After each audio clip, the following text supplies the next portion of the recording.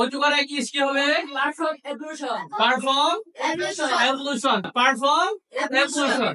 নামাজ পড়া Perform salah. Perform সালাত। ঠিক আছে? দোয়া করা Pray. প্রে। দোয়া করা কি হবে? প্রে। আচ্ছা, এখন আমরা প্রেজেন্ট ইনডিফিনিট দিয়ে পড়ি। অজু করা, তাহলে আমি অজু করি কি হবে? I perform ablution. I perform Ablution. Ablution. তুমি অজু করো You perform you ablution. Perform ablution. তারা অজু করে They perform ablution. They perform এবলুশন।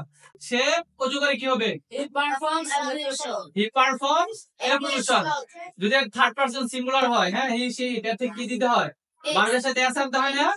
তাহলে কি হবে? তাহলে বলো তো দেখি যে আদিব অজু করে Adib performs ablution. Adib performs ablution. আচ্ছা, নামাজ পড়া হচ্ছে পারফর্ম সালাত। ঠিক আছে?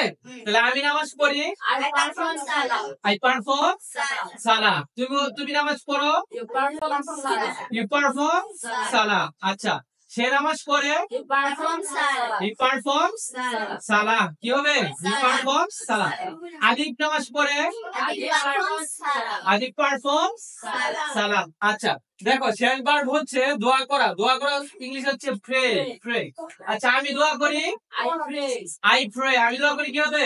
I pray. I pray. তুমি দোয়া করো You pray. তুমি দোয়া করো You pray. এই তুমি বলো, হ্যাঁ, এই তুমি দোয়া করো You ইউ প্রে। তারা দোয়া করে They pray. They pray.